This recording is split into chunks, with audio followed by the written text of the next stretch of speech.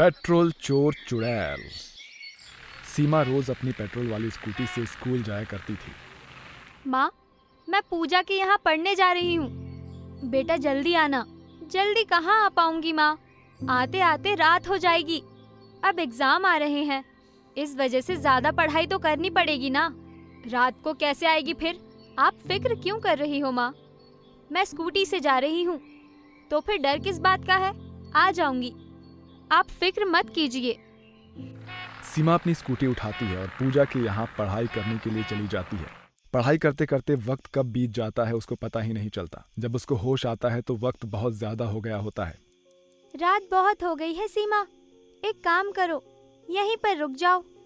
वक्त का तो पता ही नहीं चला, पर मैं यहाँ पर नहीं रुक सकती पूजा, क्योंकि माँ फिक्र कर रही होंगी। मैंने उनको फिलहाल तो फोन कर दिया है कि मैं आ रही हूँ।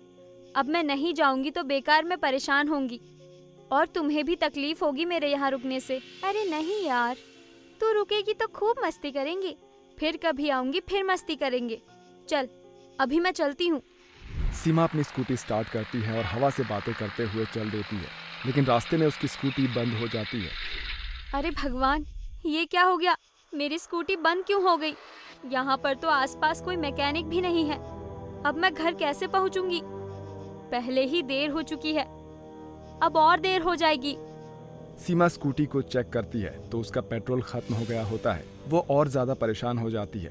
अब उसे स्कूटी को पैदल ही लेकर चलना पड़ता है। फिर जैसे तैसे सीमा पेट्रोल पंप पर पहुंचती है। भाई साहब, जरा स्कूटी में पेट्रोल डाल दो।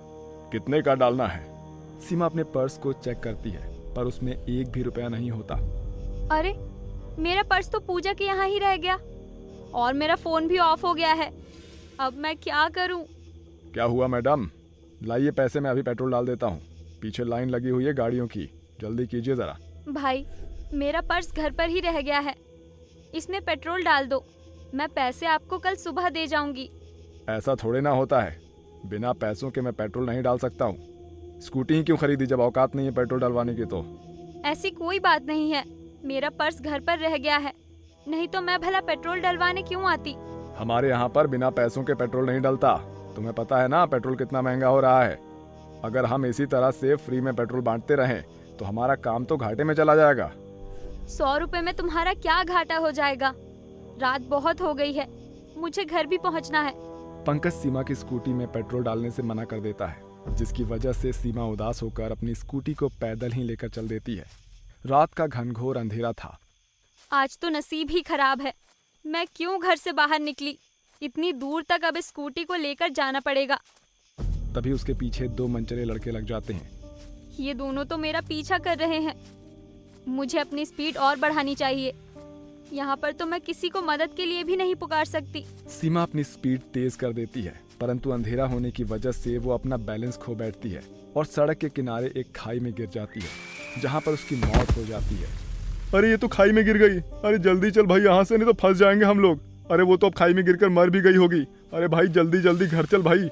सीमा अब चुड़ैल बन गई होती है और वो उसी पेट्रोल पंप के पास पहुंचती है।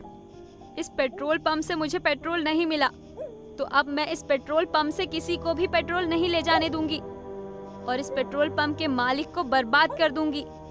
सीमा अब उस पेट्रोल पंप पर ही रहने लगती है और वहाँ पर जो भी पेट्रोल भरवाने आता है वो उसका पेट्रोल चोरी कर लेती है।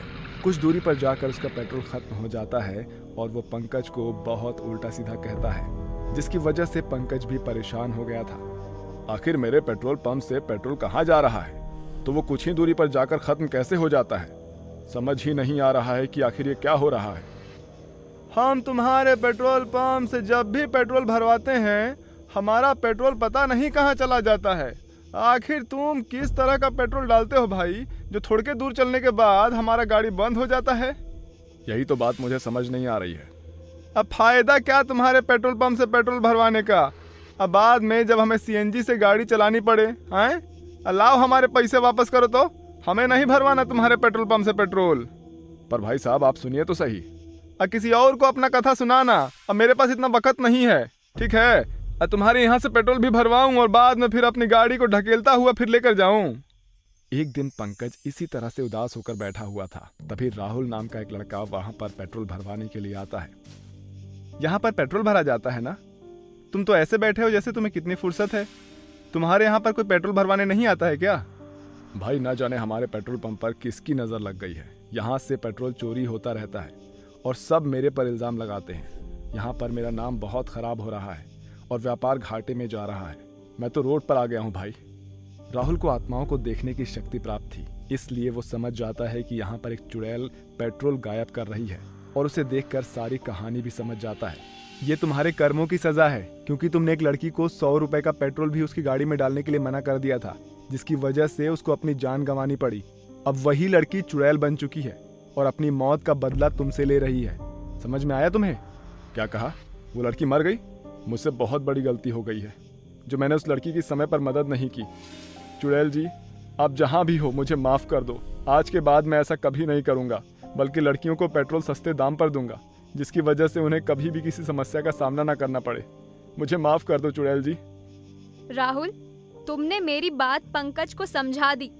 ये बहुत अच्छी बात है। लड़कियां अकेली स्कूटी चलाती है और पेट्रोल ना मिलने पर उन्हें बहुत सारी परेशानी होती है। अब पंकज को अपनी गलती का एहसास है। इस बात की मुझे खुशी है, इसीलिए अब मैं यहाँ से जा रही हूँ। सीमा अब वहाँ से चली जाती है और कभी भी उस पेट्रोल पंप पर पेट्रोल चोरी नहीं करती। वहीं पंकज भी अब लड़कियों की मदद करता है और कभी भी पैसे ना होने पर किसी लड़की को बिना पेट्रोल के नहीं जाने देता।